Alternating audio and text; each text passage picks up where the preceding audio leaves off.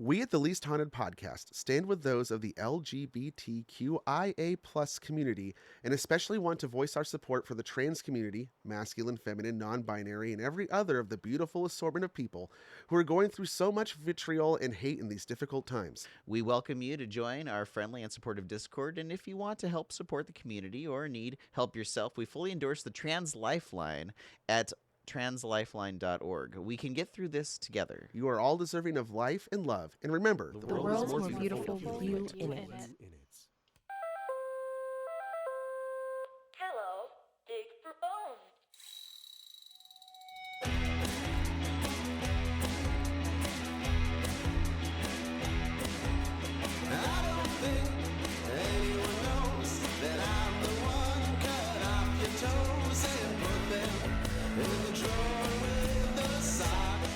Hello, and welcome to the Least Haunted Podcast, a place where science, skepticism, humor, and anthropology meet to discuss all things spooky, haunting, supernatural, and sometimes just the plain ridiculous. I'm your host, Cody Franks, and joining me as almost always is a man of absolute agreeability, astounding, amazing oral ability, also appealing, affable, and an accomplished artisan of animations and airy arias. Oh, Aria. That's me, Garth. Hi. Almost always. It's almost always me. Hi, everybody. It's Garth. Great to be here. Looking forward to the episode. This is a not so much notes as discussion episode.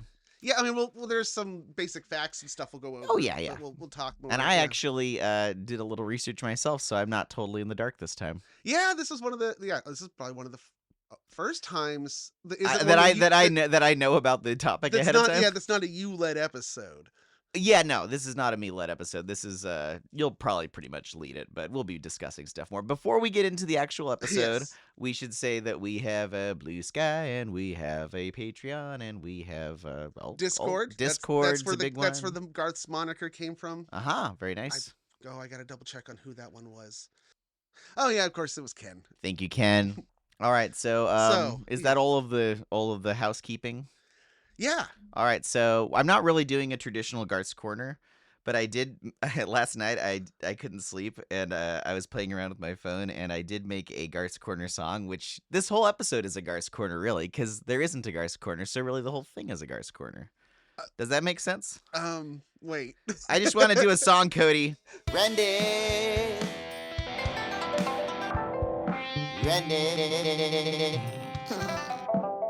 You're so amazing. It's Garth's Corner about nothing other than talking about the amazing Randy. Yeah. What? Well, so I was. Is that what you do with your new phone? Is that what your new phone lets you do? That is exactly what I was doing. Oh, well, God I had damn. GarageBand on there, and I was playing with all the settings for like to make the tempo go up and down. It's not like an actual song, but I was just so delighted fucking around with that. I had to share it with everybody. So, welcome to the episode. We're talking about the amazing Randy. James Randi. The amazing James Randi. Yeah. So I didn't know much about him before I saw the documentary that we both watched. Yeah, I think I knew about him through various paranormal stuff that I had seen. I think I had heard Penn and Teller talking about him. But then I remember watching the documentary An Honest Liar in 2014, I think is when it came out. Oh, so you did see it back then? I saw it back then. Okay, so I only saw it, I started it 3 days ago and I finished it this morning.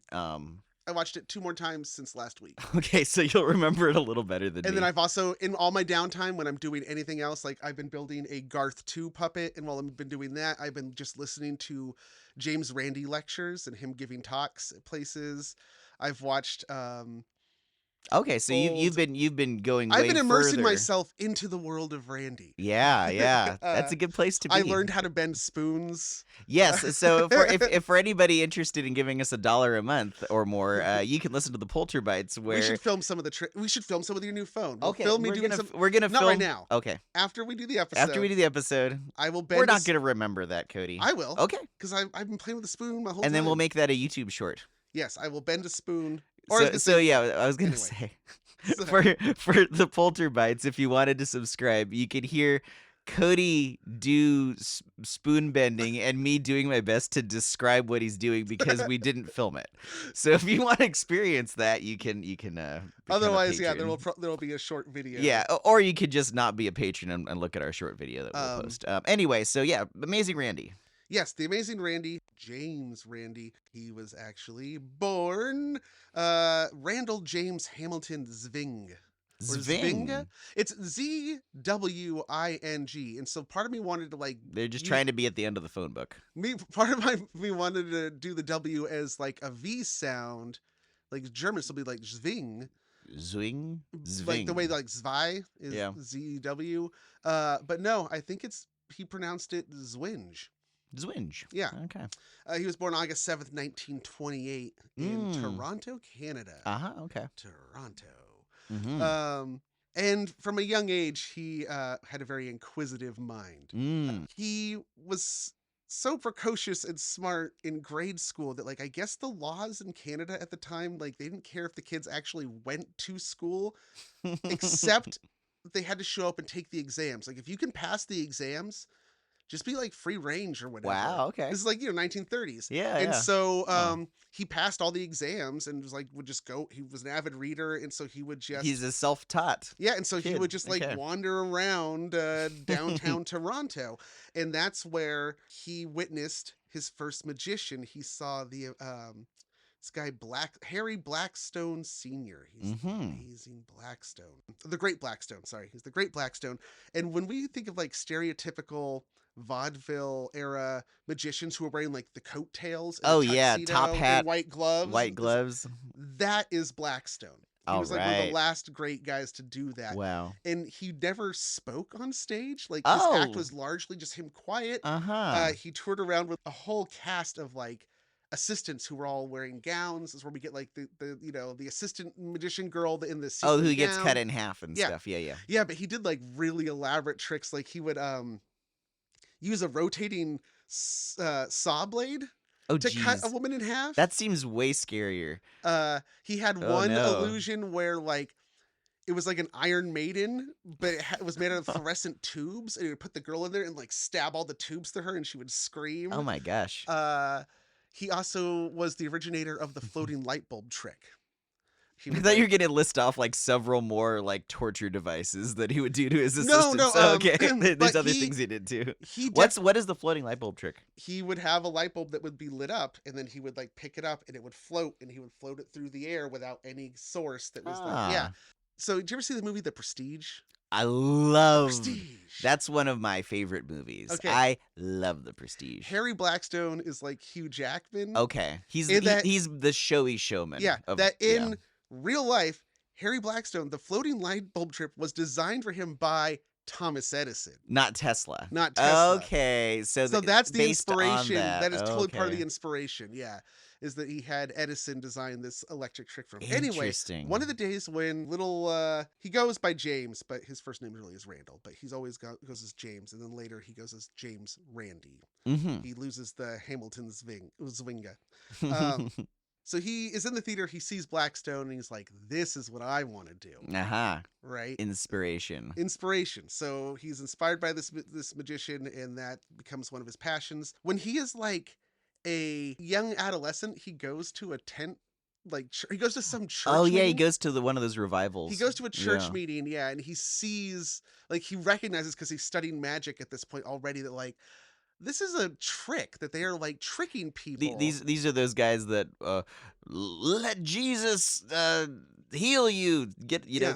Throw away your crutches, and the person like has a seizure and suddenly isn't disabled anymore or whatever. And so he like got up on stage and tried telling the crowd how the guy was doing it, and then he got arrested. Oh man. Yeah. And so when he was like 17 though. Wow. I guess he never was really close with his father. He said his dad only spoke to him like 2 times in his whole life. When he was 17, he ran away from home and joined the circus as a magician. This is like, what an origin story. Oh my gosh. So he ran away and joins the traveling circus. Is he still in Canada at this point? Yeah. Okay. The Canadian circus. Yeah. Traveling the only road of Canada, just south or east and then west. Yeah, and that was like 1946 is when he. Oh, okay. Yeah, he's an escapologist is his specialty, much like Houdini. This is like the Houdini thing where they shackle him different ways in a Yes. straitjacket and hang him upside down, and he has to get out of it. Yeah, Yeah. and he along the way he takes the stage name The Amazing Randy, and that was actually because a French newspaper, or in Quebec, French language newspaper, described his act as amazing. Oh, And so okay. and then it also is kind of like, the Great Blackstone. Now he's the Amazing Randy. One of my favorite little recurring jokes he would do is he'd have somebody handcuff him. And so he had his hands tied behind his back or somehow. They would tie And it, then, yeah. and then a few seconds later, he'd like take one of his hands. Like clearly he'd already untied it, and he like would use one of his hands I to like think I grab know how he something. did that trick, and I want to try it. But Well, should we do it when we video it? it's 'Cause going to require some prep work. Okay. Yeah. All right. We'll do it later. But I have an idea on one way to pull Yeah, off that was a trick. funny one. Every time he does it, the audience laughs. Yeah. He starts using this like slogan that I think is modified from one that Houdini himself used, that was, "If a man can make it, I can break it." Mm. And in 1956, he appeared live on TV where he was put in a metal coffin that was then submerged in a swimming pool for 104 minutes. Now, 104 minutes. Harry Houdini had done the same trick and spent 93 minutes in there. So he broke Harry Houdini's record, and as far as I know, no one has broken this record since. So he broke the record by spending more time in there than Houdini? Yeah. Okay. And I So guess was it's he- some kind of escape trick. I think that he is like locked in there. But the and- record is the longer the better. So it's not so much. Was he escape? Did he escape at the end of it? Yeah. Oh, okay. But he broke the record by The idea- escaping, the idea is that- escaping by taking longer to escape than Houdini did. Well, yeah, because the idea is that like it's more dangerous, that like, okay, they're underwater in a sealed coffin, they're running out of air, or the coffin maybe it's filled with water, maybe they're drowned, Okay, Yeah. I don't mean to derail the episode. I was just No, thinking. So the so- record is that it took longer. The longer, the okay, better. So there's a whole. Do you know anything about David Blaine? No. Oh, okay, because his whole thing now is like, he started off doing close-up magic, card tricks, coin tricks, okay. stuff like that. But then he progressed into this Houdini type, James Randi type thing of doing escapes or like amazing feats of endurance. So James Randi at one point spent, I think, 53 minutes naked inside of a solid block of ice. Oh, okay. David Blaine spent like days inside a block of ice for some kind of stunt. At some point. So Okay. So Got it. So it's the Okay. thing. It is a subset of magic and illusions. The subset isn't trying to get out as fast as possible, but see how long you can be in there. Got Yes. it. Okay. Garth understands. We can move on now. Yeah. Thank you for your patience. He becomes a minor celebrity. He's on radio. I think he hosts a radio show for a while.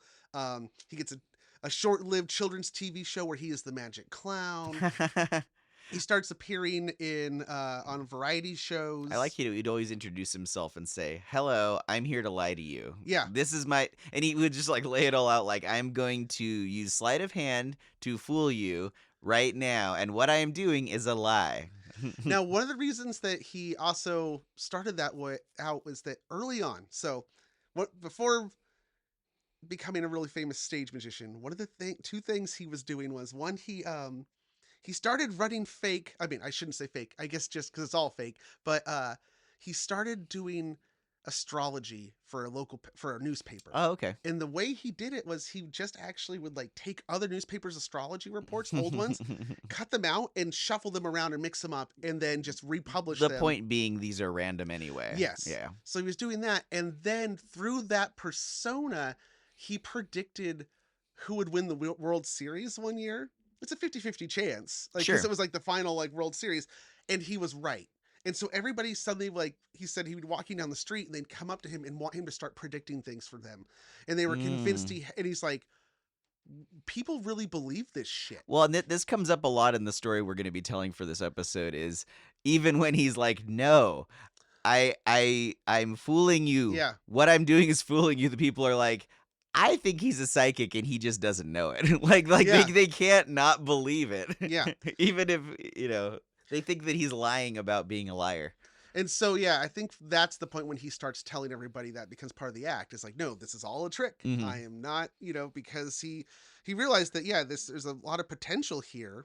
Well, and I think he helped really define this divide between professional magicians all the way up to today. Like there are some who go with the magical aspect where they're kind of trying to get the audience to Yeah. believe that they might be magical, and other people who are like, this is an illusion.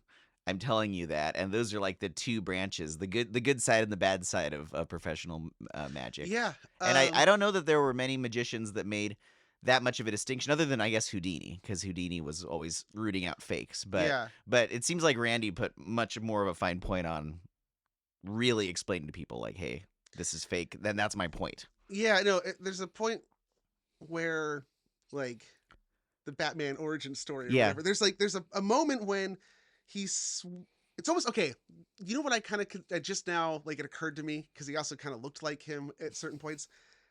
There was a point in George Carlin's career where before that he was the safe comic. Yeah, family he friendly. was a straight Yes. suit and tie, short Yes. hair, very standard. And then he hit that moment where he like was like, no, I am the prophet cutting through the bullshit. The point of like he became a truth teller. yes, he became the Yeah. truth teller. Mhm. And something like that happens with James Randi, where like a lot of his early performances and stuff, he's like, you know, it's like He's doing the act. yes, In the more traditional way. Yeah. Yeah. and then it starts to become like, no, I have a duty, Yeah. a moral obligation. Something must have been weighing on him. Like, am I just fooling these people? Yeah. Like, that's not what I want to be doing with my to life. have a moral obligation. And that's how he saw it and how he described it in lectures, where he says like, no, there was this like, I had, Mm-hmm. that was what I had to do, was go out and expose the frauds, the charlatans. He liked to call it, was it hoo-ha? I think was one of the words he liked to use for it. It's a bunch of hooey. Yeah. Hoo-ha. And so that, yeah, became his raison d'etre. So then now we're going to get into some like of the specific times when this like played out. Okay. Right. Because that also coincides with his kind of rise in celebrity, Mhm. especially in the 70s. Because it's early in the 1970s. He was on a lot of talk shows and stuff. Yes. Yeah. So we have to talk about Johnny Carson. Johnny. Johnny Here's Carson. Johnny. Yes, Johnny Carson. That is some weird, wild stuff. Let That's- me tell you. Ooh, that's pretty good.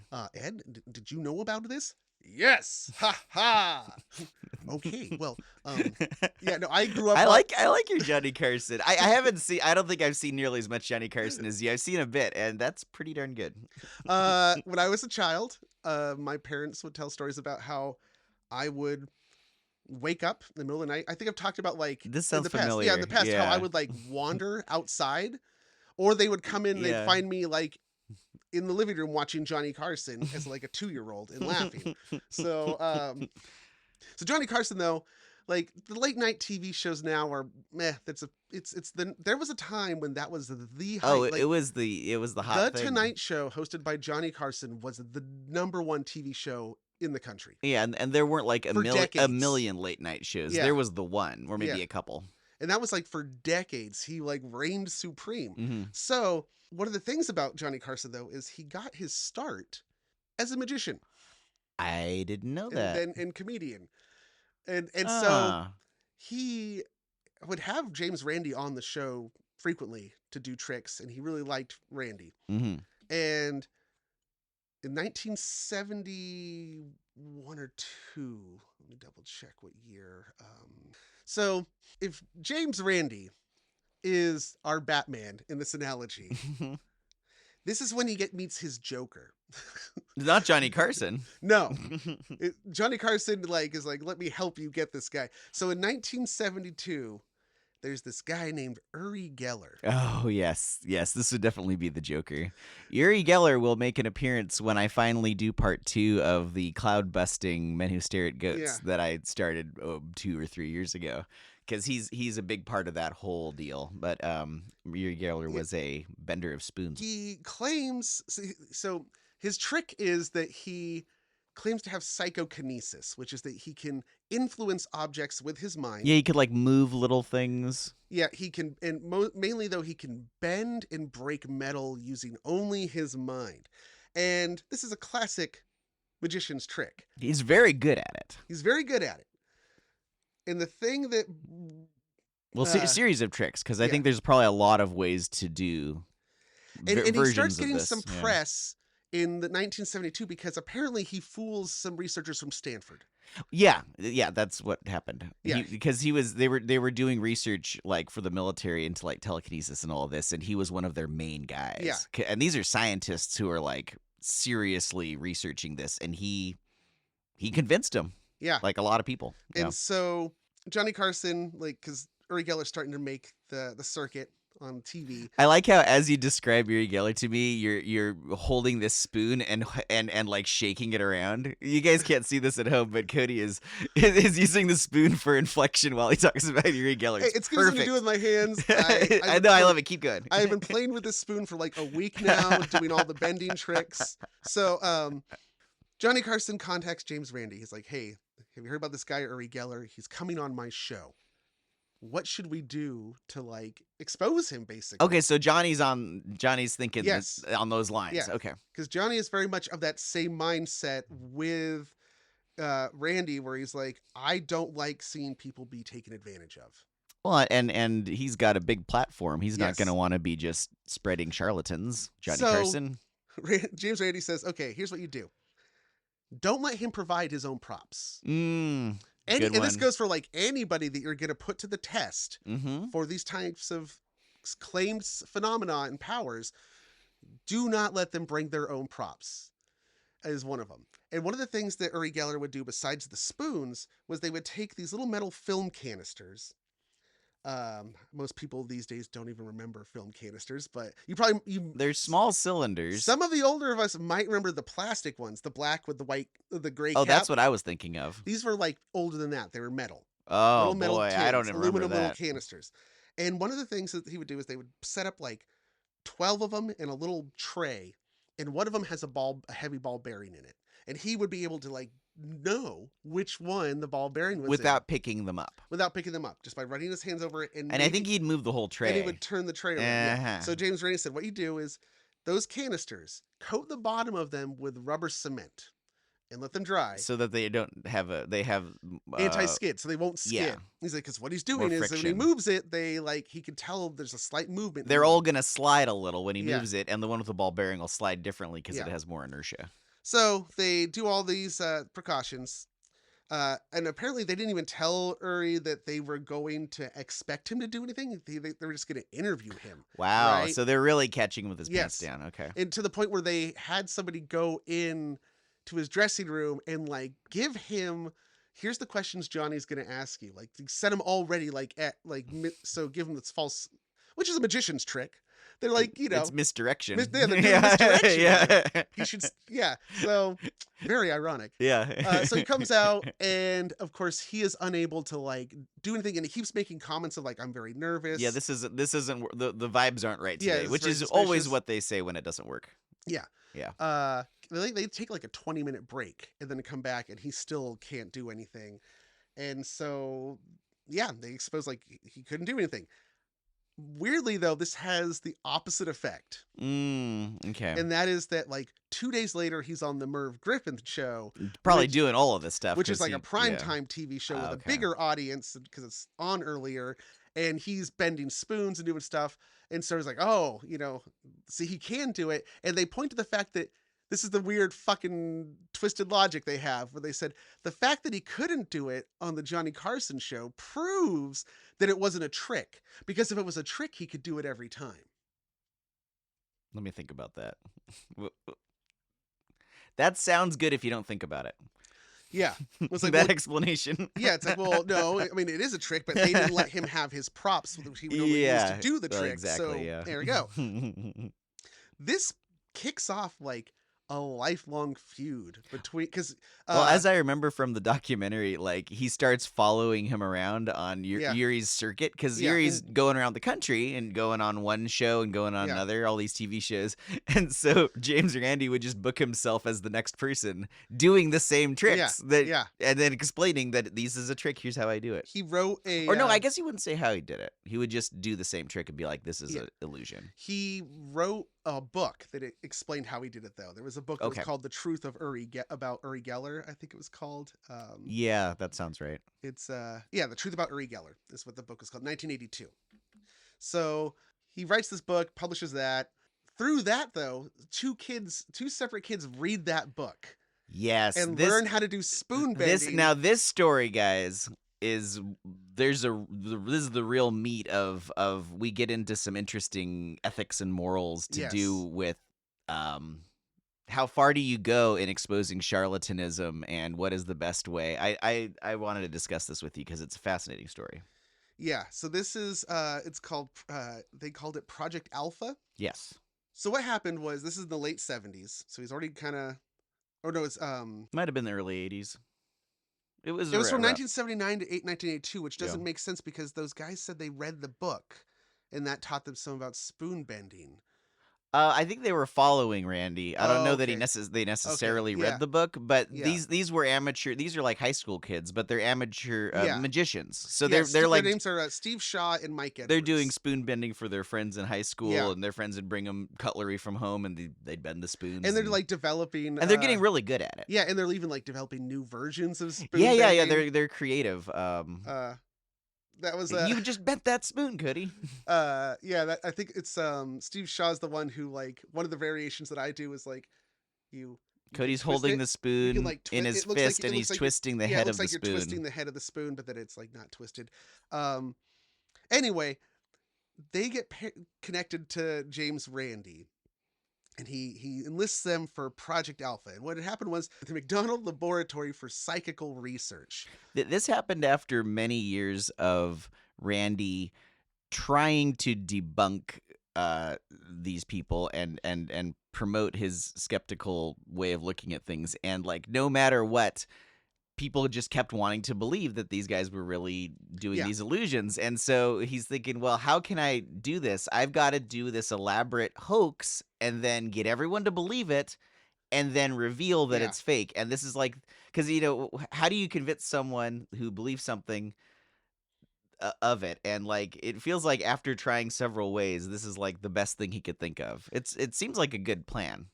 Yeah, so what happened was, there's James Smith McDonnell. He's the chairman of McDonnell Douglas. It's an aviation company. They make planes and Mm-hmm. military contracts and stuff like that. But he's also a believer in the paranormal. So he goes to Washington University in St. Louis. And he's like, I'm going to give you guys $500,000 to do a 5-year study into psychical research to try to find like proof of psychic phenomenon. Mm-hmm. They call it the Mac Lab. It's Mhm. McDonald grant. So James Randi actually approaches them and says, hey, let me help you come up with safeguards so that nobody can trick you. Yeah, I'm a magician. I'm going to give you this list of, I think, like 11 rules. Yeah. Make sure you don't let these people who are saying that they can do this telekinesis or whatever, don't let them have this, don't let them do Yeah. that. Here's the things you need to watch out for. And He gives them the rules. and they kind of just disregard him, and he's like, okay, I warned you. And then, yeah, they salt the mine. He gets his two plants, his ringers. So Randy finds these kids, and I don't know if the people doing the study were aware that Randy hired the No, kids. They're, I think he's 'cause- secretly hiring these well, kids. how they got, How did he get them over to there then? because they actually did like an open call, and Okay. it was a process of elimination where they were eliminating people. Yeah, but From how a did pool. Randy ensure that his plants were the ones that made it? That was just, they were that good. Wow, because apparently Yeah. they were really good. So the researchers don't know that Randy is instructing these kids who are in cahoots with Randy, Yeah. and the kids are doing their best to, pretend that they're actually doing magic. Yes. And so this goes, they successfully fool the Mac Lab For like, years. I think almost 5 years. Yeah. And at one point, the BBC shows up to film a documentary about this experiment.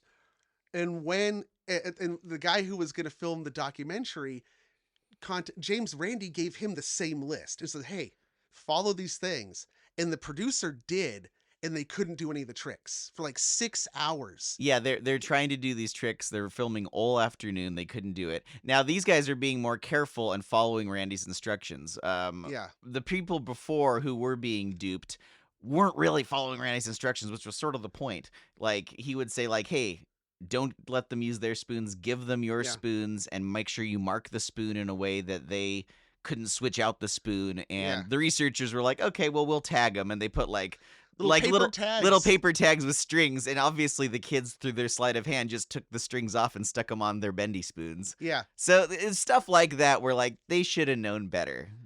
They were filming it, and there's Yeah. even in the documentary, there's actually footage of one of the guys, I think it's Mike Edwards, leaning forward on the table and bending a spoon while pointing at something. And then when everybody's looking, he then leans forward again and swaps that bent spoon out for a control spoon. Mm-hmm. And so then they like look down like, oh my God, that spoon bent over here. And yeah, they're really good at sleight of hand and but they didn't even misdirection. go back and review their own fucking footage that showed them.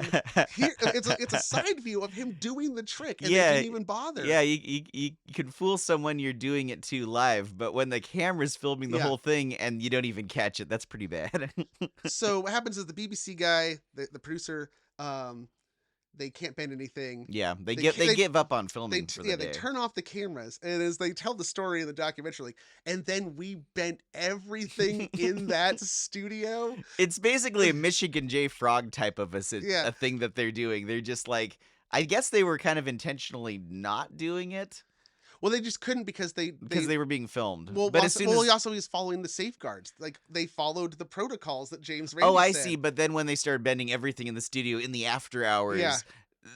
they weren't having to follow the safeguards Yeah, anymore. So yeah. then they could really pull out their bag of tricks. Yes, yeah, And it gave this guy like a mental breakdown. Yeah, it this did, poor yeah. producer, like yeah, you feel really bad for him. And these kids did too. They actually started to question like, we're trying to do this for the right reasons to yeah, disabuse people of things, but this guy had like a panic attack because he couldn't believe like I was trying to film this all day. I couldn't get Yeah. anything, and now that we're not filming, they're doing these miraculous things. What the fuck? Like, yeah, this poor guy.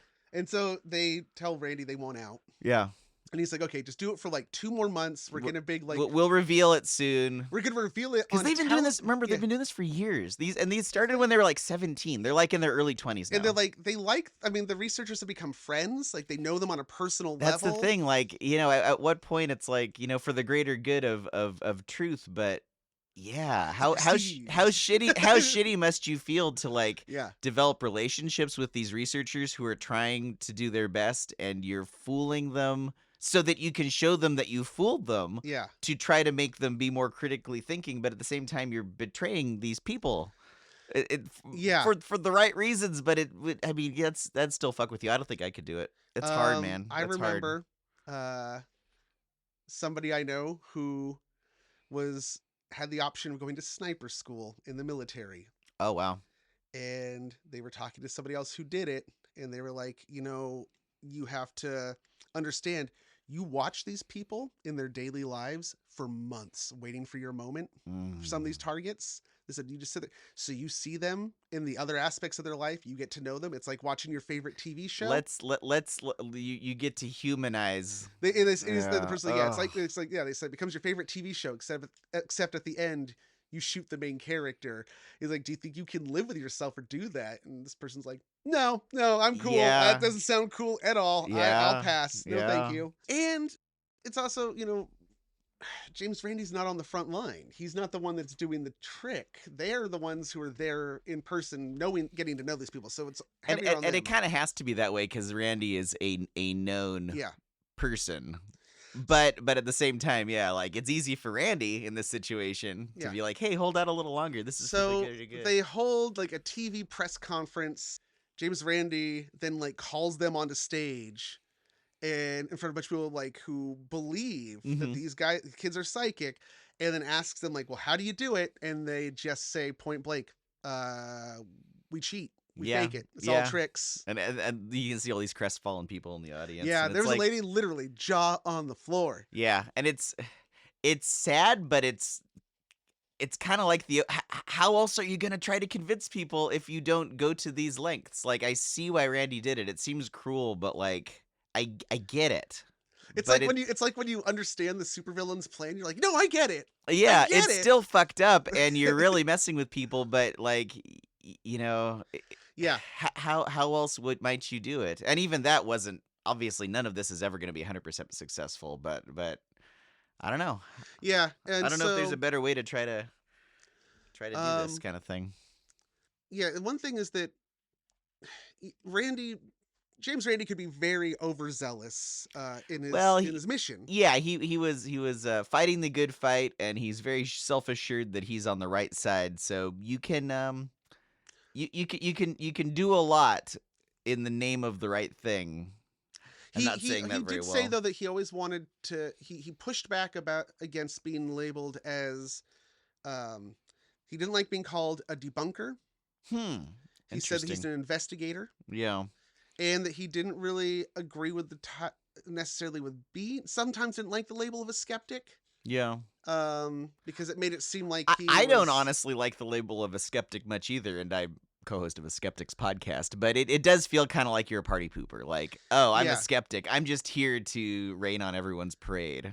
Because he also It has said a negative connotation. yeah, because he says he's more of a scientist in the sense that he goes in without the expectation and then tests it and then sees what the evidence. It just so happens that the evidence has always fallen on this one side. Right. Makes him seem partisan when really he's just doing his best to be scientific. So we're going to talk about another big famous case of his. All right. As well as some long-lasting achievements and impact that Randi has had, and then we'll also we'll tie it into Pride Month. Yeah, we'll tie it into why we're talking about. I mean, you probably already figured out, but we'll talk about that too. But first, we need to go dig for some bright, rainbow-colored, amazing, fabulous bones. Oh my gosh, such colors these bones! You people have got to see. Let me bend the spoon. Whoa, dude! I think you just bent it that time. Yeah. I bent. That's how you can literally hold a spoon and bend it, people. It's not that hard. That's kind of how you do the trick.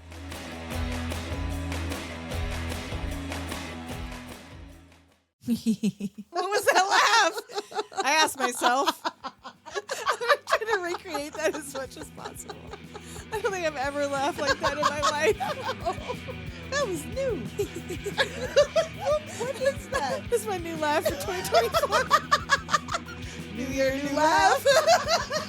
We have a spanking new podcast for your ear holes called Doom Generation. Available on Spotify and Apple Podcasts. Later, Doomers.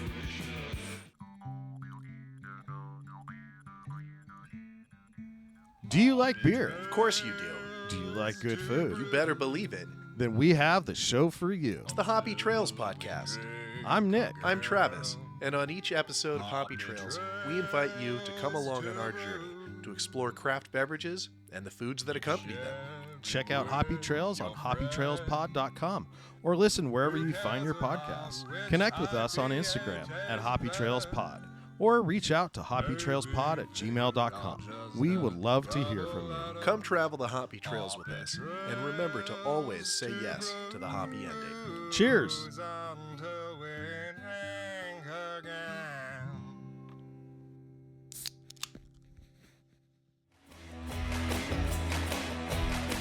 Well, we're back. Cody's just been showing me some spoon tricks. Fascinating stuff. Fascinating stuff, Weird, guys. wild stuff, Garth. That's it. I was trying to remember what Johnny didn't Carson. know if What you- would Johnny Carson say? I'd say that was some weird, wild stuff. He would put an envelope to his head and then. Oh tell yeah, you he some had the big nonsensical- turban, right? Yeah, And he was the amazing Karnak. That's right. Was his trick. Well, welcome back. That was the bones. Those were some brightly colored bones, weren't they? Yes. Yes, And bones. spoons. Spoons. Spoons and bones. Spoons and bones. Spoon man. Jimmy, Jimmy, Say Jimmy, it, shimba, shimba, man. shimba, shimba. Bone say. man. All right. Okay. So So the other case I wanted to talk about. This is another Randy trying to. How can I get through to these kids? How can I get through to the people? I've got to do another fake charlatan thing. Like, let's do it again this other way. Actually, there's two big ones. I just realized- I was thinking of a different one than you were. Then Are you I'm thinking of his significant other. His Oh yes, yeah. yes, the amazing the what's Carlos. his name? The Yeah, Carlos. That's what I was thinking. The of. Carlos. What were you Okay, thinking yeah. of? I was thinking of Peter Popoff. So we'll start with Popoff. yes, start Okay. with Popoff. Peter Popoff. Because that also involves one of the kids, Stephen Shaw from Project Alpha, Mm-hmm.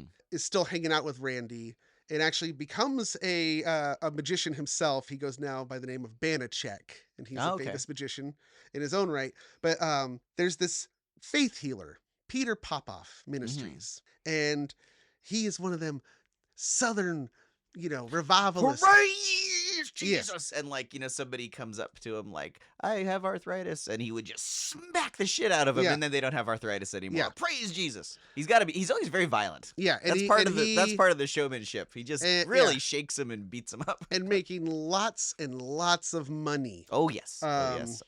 Almost $1 million a month. And then they pass the hat around after he Yeah, hears. buckets. They have buckets that go around. Mhm. And so they decide that they want to go see what he's up to. So James Randi contacts Shaw and he's like, hey, let's go check this out. Let's go, because they knew he was going to be in San Francisco, I think it was, Oh, okay. or somewhere close by to them. And so they went to see it. And Randy is so well known at the time that he actually goes in disguise. He dyes his beard orange. Because and his wears a beard was, I wig. think, white at this point. Yeah, he wears contacts and a wig and a hat. And I'm trying to remember what the fake name he gives is, because it's a I don't remember. it's It's an ambigram. yeah Or an ana. What is it when the letters are in the wrong order? an anagram. Anagram. Ambigram is a word that looks like a different word upside down, or the same word. Oh god damn, I can't remember it and I don't have it here.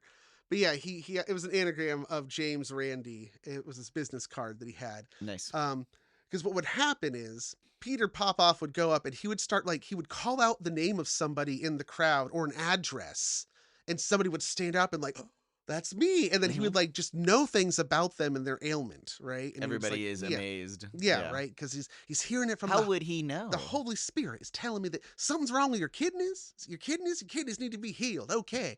Well, Come on up here, and he just punches him in the gut. And you're healed. Yeah. so they're watching this, and Shaw gets close enough, and then comes back and tells Randy, I know how he's doing it. He's wearing an earpiece. He's like, he's got an earpiece. And it's funny is the way that James Randi says, he's like, now think about this. A man who can cure the deaf wearing a hearing aid. Why would he need a hearing aid if he could cure the deaf? They decide they're going to pull a stunt to prove that he's faking it. So because basically what's happening is he's getting told what these people's information is, because I think they interviewed him ahead of time. When people came in, they passed out prayer cards, and so it was write down, and they said, we'll send you prayer cards, we'll send you information, we'll pray for you, give us your name and your address and what's the ailment. Okay, so that's and so why people forget that they already filled these out and turned these in. Well, and Popoff doesn't know the face of the person. He just knows their name and ailment, so he yells out their name or address. Yeah. The person stands up revealing themselves, and then he knows the ailment. Yeah. Pretty And good. so in one of the interviews I saw, he says that when they walked outside, they saw that there was a family with a kid on crutches who were very crestfallen, and they told him that they had driven 800 miles to be there. Oh, geez. And this was the third time they had gone to one and not been called. And it's because he never called people who were the lost causes, basically. People who were truly infirmed and that he wouldn't be able to suddenly make walk. Yes. Yeah. And they would always put those people behind a velvet rope off to the We're side. going to do the easy ones? Yeah. All right, people who have a little bit of a limp and through adrenaline and excitement will be able to walk straight for a few feet. You come up here. You guys stay back there. Yeah. And that filled James Randi with, as he said, white hot rage. Yeah. Well, this is truly the whole reason he is a debunker. Yes. He might not call himself that, but these people are being taken advantage of. It's awful. Yeah. And part of Popoff's thing was he would tell people to throw away their medication. Jeez. Throw them into the aisles. Your heart pills, I'm just throw it out because I'm going to do a mass healing. Oh, man. So this is attempted murder. Sure. At worst, he knows that he's encouraging people to not do something that'll help them. He's encouraging harm to people. Mm. So they go to another one of his shows, and he gets this guy who's a retired cop, he gets a private investigator. He's like, he tells him, I think he's using a radio signal. Can you pick up on that? And the guy's like, oh yeah, I can. Oh, he's got a radio. So they do this kind of heist thing where that guy dresses up as a security guard. Nice. And just walks in, and nobody checks his credentials. He just walks in the backstage dressed as security guard, and he stashes his equipment with his little scanner, and then they let it run, and they catch a recording of Wow. So Jimmy Popoff, or Jimmy Popoff. That's the Jimmy bloodhound. That's the Popoff. bloodhound gang. This is Peter Popoff. So he like is up there and he's getting ready to do his thing, and then there's a woman's voice that comes over and it goes, "Hello, Petey. Can you hear me? If you can't, you're in trouble." And then starts giving him the things. They've taken over the airwaves. They're They're just listening. They're listening. Okay. They found the frequency. They are eavesdropping and recording that. So catching it. they're hearing what he's hearing in his earpiece Yes. while he does his thing. Yes. Mm-hmm. And so, and it's his wife that is reading the cards to Okay. him. And so that's the scam. Now it gets even worse is that they record not just the basic defrauding, but they also catch that she is like making fun of the people, Oh God. making It's just talking insult to shit, injury. talking shit about them, So using racial slurs to describe them. these are truly like they're not even acting in their private lives like they think they're justifying it. They're just truly horrible. Truly horrible people. People. Yes. She jokes at one point about telling him, "You better not touch that one's tits. I know how you are, Petey." Jeez. Yes. It just gets worse and worse. Yes. Just terrible, awful fucking people. So he gets this recording and he calls up Johnny Carson. He says, "Hey, Johnny, let me come on your show. I've got a scoop. Yeah, exactly. I got something for you." And they play the tape, the footage and the audio tape Nice. of it. He's like, apparently God is a woman, and God, the frequency to talk to God is, he gives the frequency. 36 megahertz. Yeah. And then like Johnny goes, "Wow, does Peter know about this?" And Randy goes, "He does now. He just found out at the same time everybody else did, because no." And then within a year, Peter Popoff was bankrupt Wow, it worked for a while. So here's the okay. thing. There never was any legal repercussions that came out about this guy defrauding these people or encouraging harm. Nothing fucking happened I to would him. think there'd be something you could get him on. Nothing. Fraud. I mean, Yeah. right? Because I mean, people are paying for this. Yeah. I would think there would be a room for a legal lawsuit. It never right? happened. And Wow. what's more is he came back and Without an earpiece this time. yeah, but also he was doing this fucking other scam where he was selling water from a sacred spring in Ukraine, where he's like, near Chernobyl. When the Chernobyl accident right. happened, did you know that not a single Christian was harmed? They were led by the Spirit of the Lord to a spring where they were able to drink this pure healing water. None of this is true. Anti-radiation It's water. all fucking bullshit. You can buy it now. Yeah, and for so he was selling, and these like $100 a liter. and these commercials were still airing up to like I think a year ago. Is he And still alive? This Popov? I think so, still- or he might have just finally died. Wow. Hopefully his sins drag him to the non-existent hell. Oh my. Um, That's crazy. So that's his battle against Peter Popoff and exposing. Well, I'd say that was a pretty successful exposure. It didn't ruin didn't ruin every aspect of his career. He ended up hawking like rings with diamonds on them. no, that's too. Uri Geller. Oh, that was Uri Geller. Okay, sorry, I mixed him up. I was thinking of what happened to Yes. Uri Geller eventually. Yeah, Uri Geller went underground for a Popov while. was doing the holy water. Yeah. Uri Geller was hawking diamond rings. Okay. Yes. So, now but we that go was back- that was a pretty successful thing. Okay, so now we'll do the second one, which is we also wanted to talk about Carlos. Yes, Carlos. In the mid 80s, so like 1987, there was a new fad of psychics. These were the channelers. And these were people who claimed through like psychic seance type means that they were channeling the spirits of long dead ancients. They would like sit down and close their eyes and be speaking with the voice of a ghost from a person from the And past. they would, but the thing is, they would like always make a point that this was a spirit that lived tens, if not hundreds of thousands of years ago. who has been kicking around, so Yeah. they learned modern English. And so. it's incredibly racist the way you see clips of these people and the way they are talking. They're just like doing bad accents. Oh yeah, I'm not even gonna attempt it.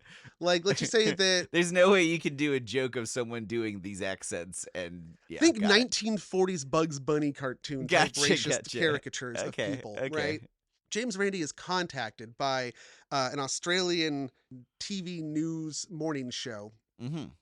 It's like they're good, like good Good morning. day. Yeah, good day, Australia. Yeah, it must be. I'm sure it was called that. So they were trying to. I think they contacted Randy to try to figure out a way he could debunk these guys. Right? Yes. That Well, was. they asked, yeah, could you prove that they aren't real? And he says, well, no, you can't prove a negative. But what we can do Mhm. is we can create our own.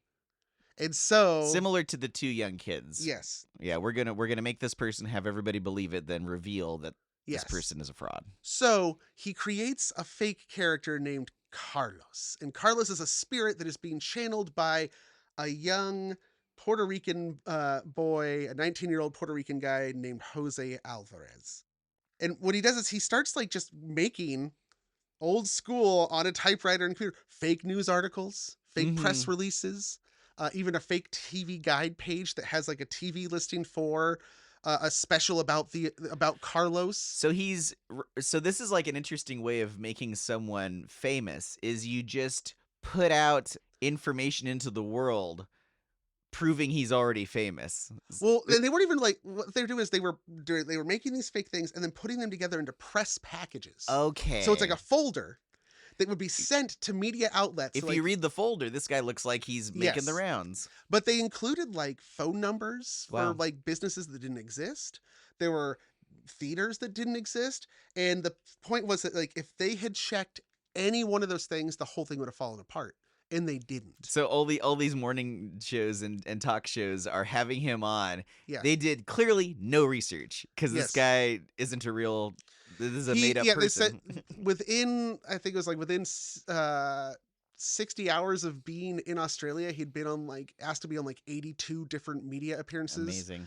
And he even booked, so there's the Sydney Opera House. Oh right? yeah, beautiful. But like part of that complex next to it is like the smaller auditorium. He filmed that with, right like, next to the Sydney Opera House. I mean, it's still technically part of the Sydney Opera House. it's just not the cool part. Yeah. But they sold that out.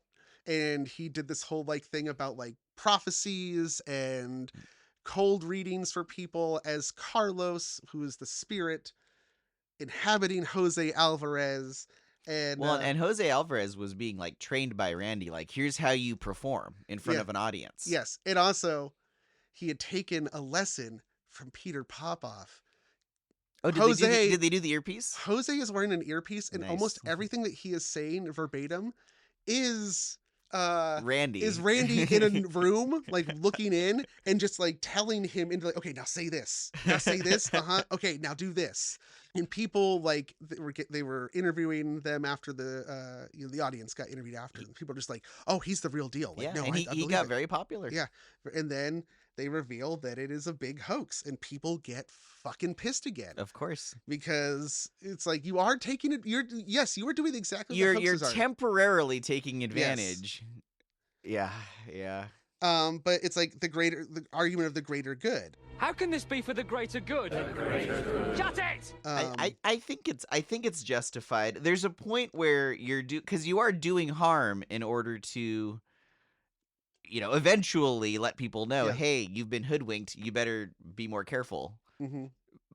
But like at some point, I mean, if he had let it go too far, like, yeah, where do you draw the line? Yeah. Like this is too much. I don't know.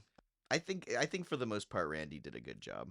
So yeah, for the rest of his life, he pretty much Oh, he kept doing the thing, going on shows, doing magic performances, traveling the world, getting he to look retired- more and more like my grandpa. He retired from actual like escapism magic when he was in his late 50s. He like basically herniated his. He wasn't broke his hanging back. he wasn't hanging himself upside down with a straitjacket on and being submerged in water anymore. after Yeah, that. no, he had like cracked two vertebrae doing a milk can escape trick that Houdini used to do, and then he was He's like, I can't. that's enough of that. Yeah, that's enough of that.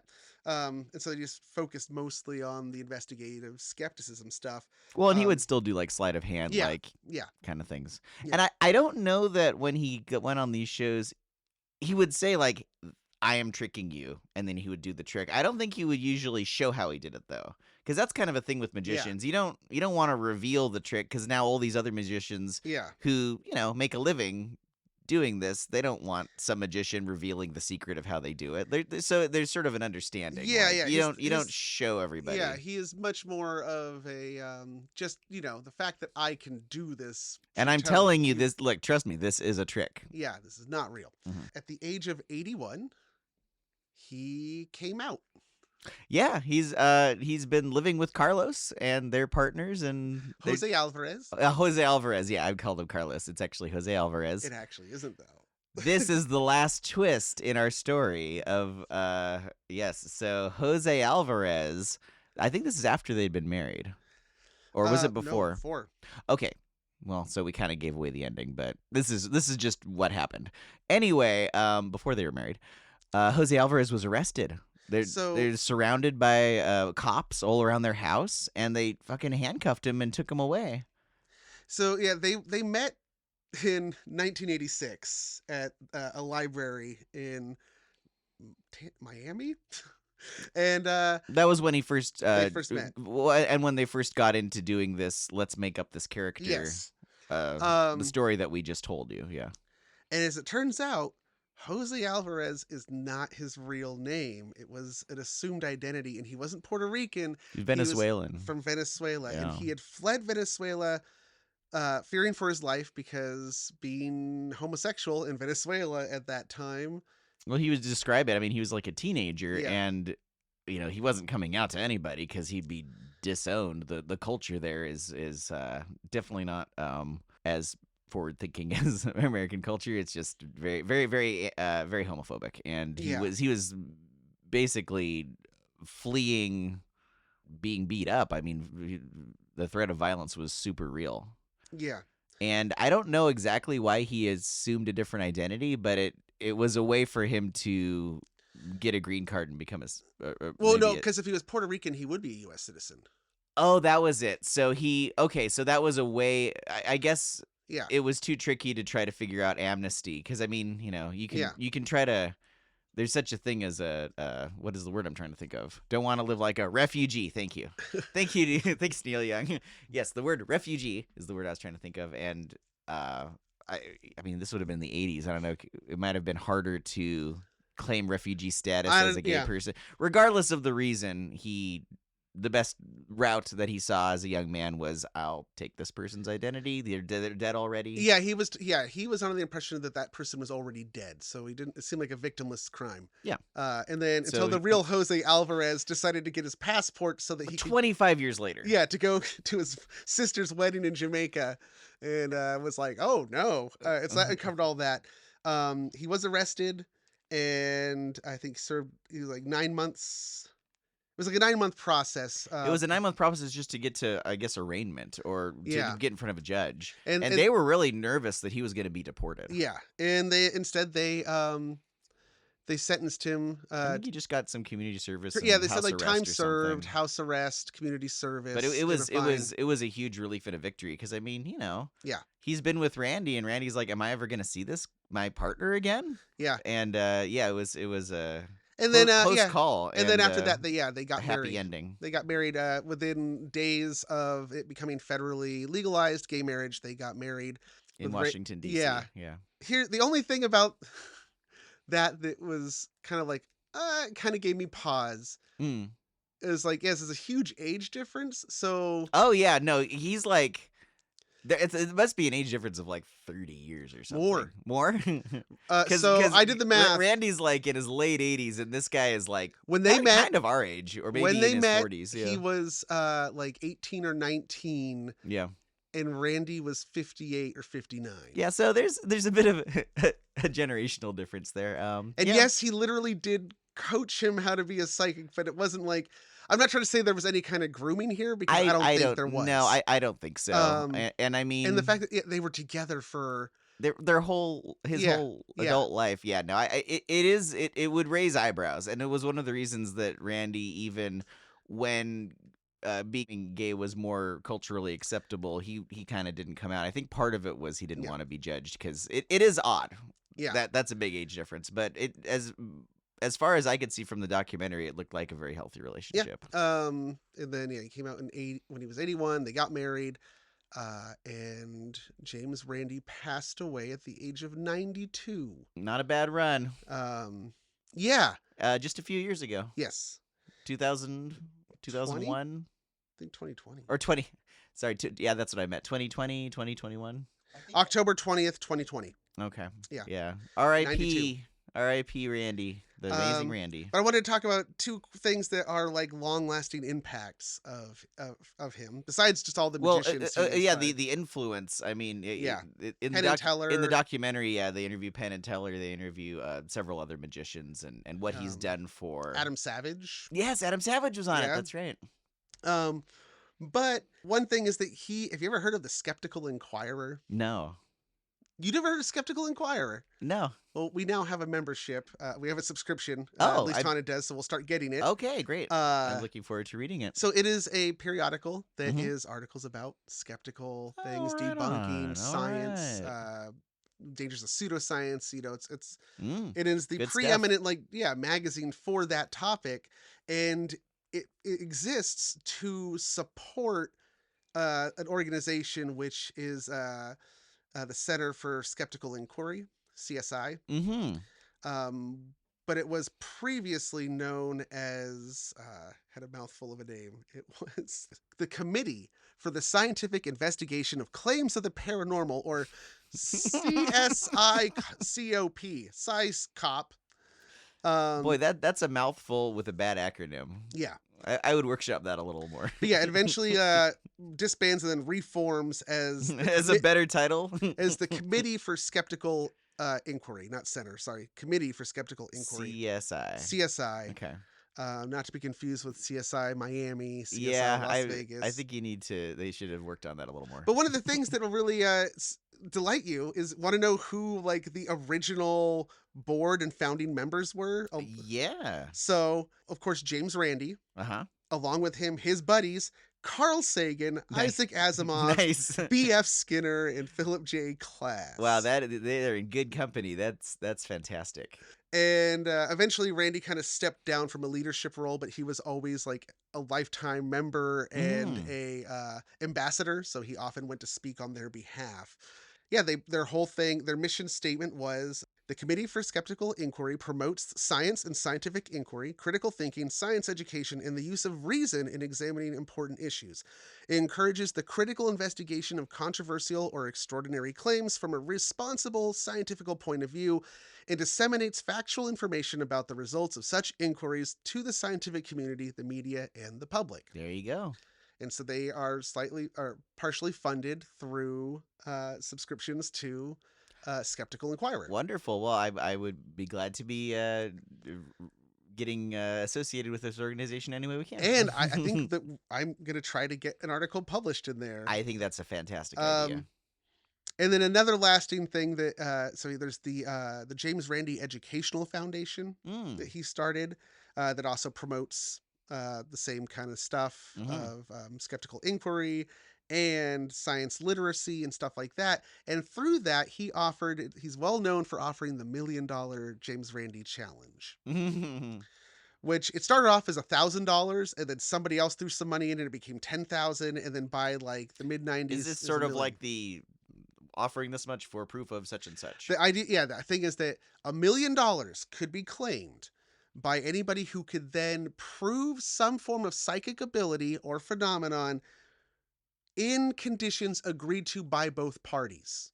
It sounds like all you psychics out there, sounds like some good money on the table. And it never, one person who was another one of his like rogues gallery, our rogues galleries overlap, is Sylvia Brown. Oh God, yeah. Who she was on Larry King and said she would accept the challenge. And then like never contacted them, and then he like finally got a hold of her, or they asked her again on TV like why she hadn't. She says, I don't know how to get a hold of them. He's like, wait a minute, you're a goddamn psychic who talks to ghosts and you don't know how to get a hold of me? That is so lame.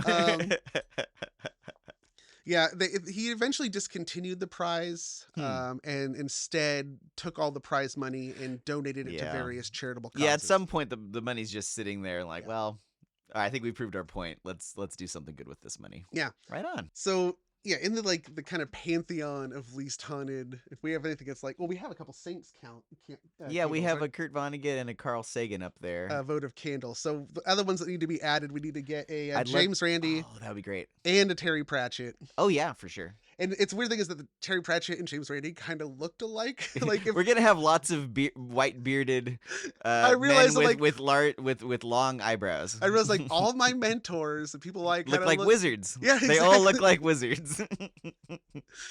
Well, I was gonna say it was great watching the documentary because my grandpa looked like James Randi. Yeah, big so did white mine, beard, yeah. bald, Yeah. white hair. I'm white probably long gonna hair. look like James Randi when I get my hair turns white. There you go. I already Well, have the I'm hairline. balding fast too. So when Yeah. we're old men, Cody, I was actually thinking that while watching the documentary. Like, Randy was traveling around to Europe and going here and there, and then coming home, and he had like this awesome big black hat with a feather in it, Yeah. and like he had this cool black cloak. I'm like, when I'm an old man, I'm gonna totally look like that. That's gonna be the look I go for. I like it. I pointed out to Allison, like, wow, he's wearing like a Pratchett hat because Terry Pratchett wore like the same kind of Yeah, hat. it's pretty And cool. it's like, oh wow. And then he's like, and he has a cane with a death's Yeah, head. he's got a cool. skull. He's got a cool old cane. Yeah, Yeah, like, oh my very, God. very cool.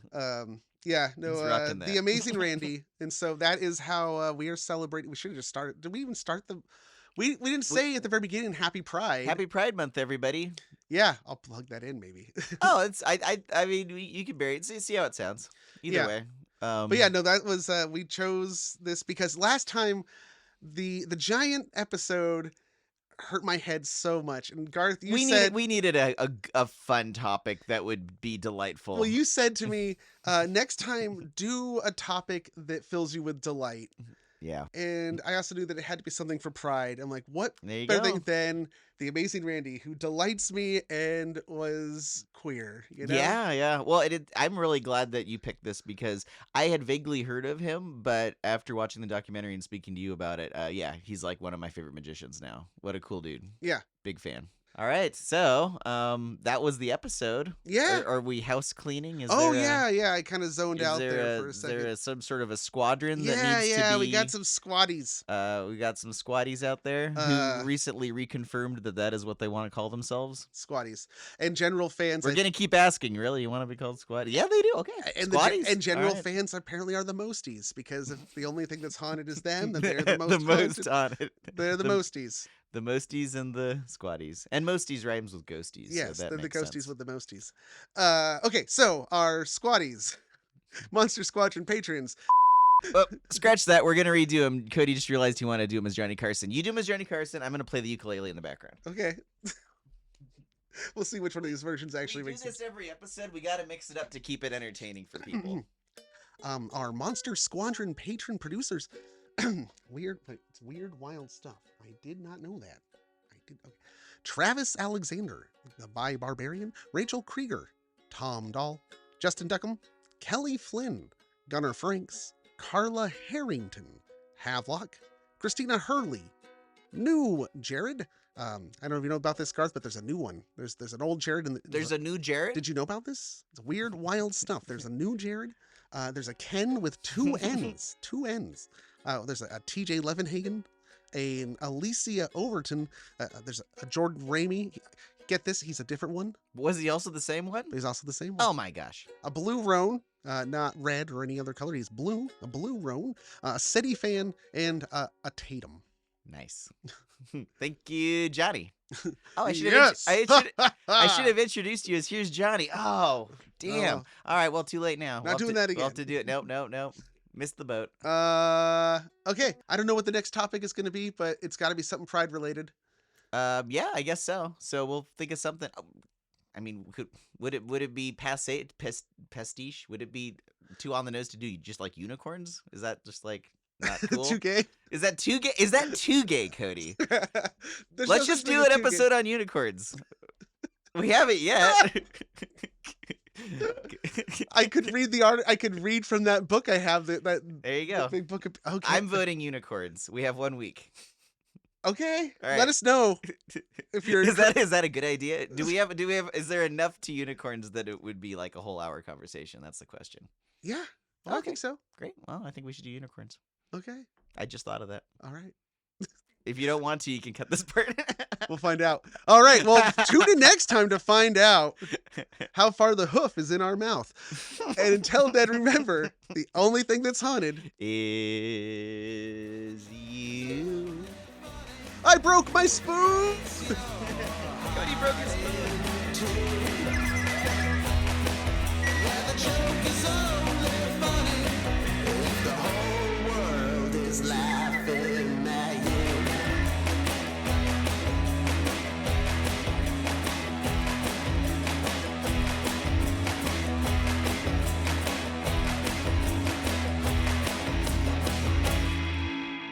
Say goodbye.